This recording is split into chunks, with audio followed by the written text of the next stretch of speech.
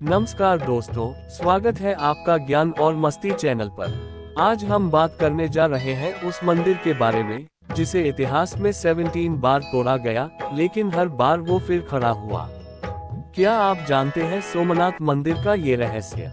अगर नहीं तो ये वीडियो आपको चौंका देगा। चलिए शुरू करते हैं।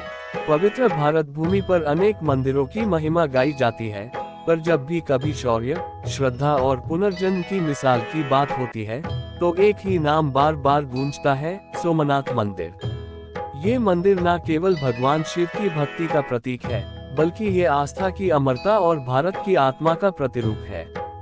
एक ऐसा मंदिर जो 17 बार तोड़ा गया, लेकिन हर बार श्रद्धा ने इसे फिर खड़ा कर दिया। सोमनाथ शब्द दो भागों से बना है, सोम यानी चंद्रमा और नाथ यानी स्वामी। पुराणों के अनुसार यह मंदिर चंद्रदेव ने स्वयं बनवाया था।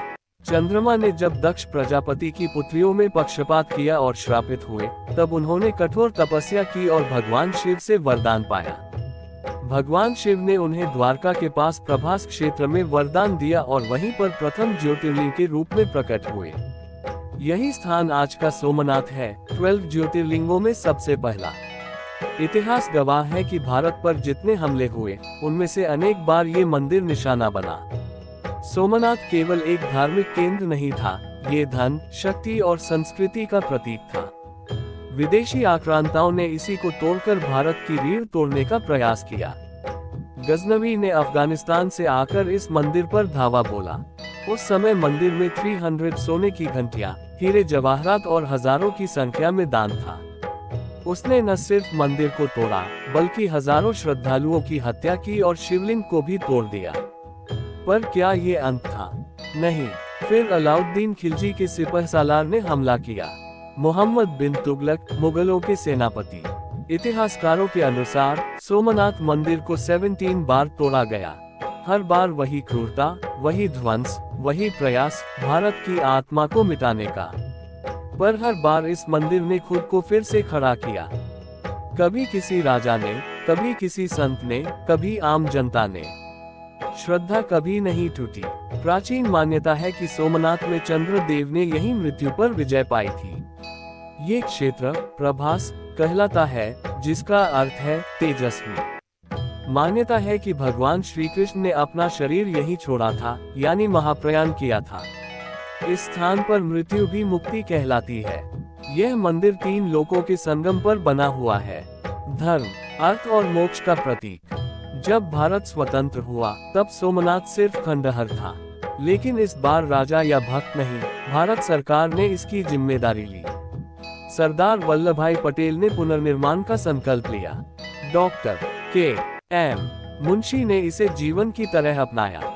डॉक्टर राजेंद्र प्रसाद, भारत के पहले राष्ट्रपति, ने इसका उद्घाटन किया। राजनीतिक दबावों के बावजूद ये पुनर्निर्माण जनता के चंदे से हुआ, किसी सरकारी कोष से नहीं।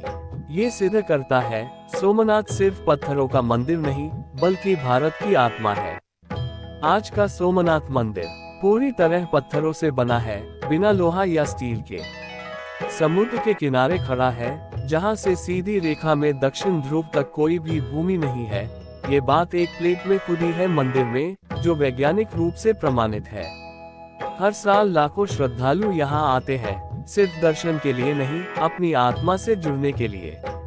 सोमनाथ सिर्फ इतिहास नहीं, वो चेतना है जो हर बार उठती है जब उसे गिराया जाता है। सोमनाथ वो प्रतीक है जो बताता है, भारत को कोई कितनी बार भी तोड़ने की कोशिश करे, भारत फिर से खड़ा होता है, और भी ऊंचा।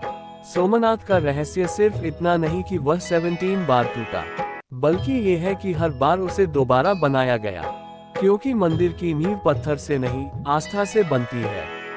आप देख रहे थे ज्ञान और मस्ती।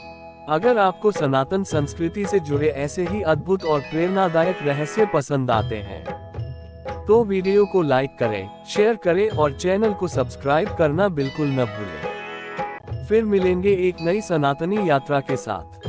जय सोमनाथ, जय सनातन।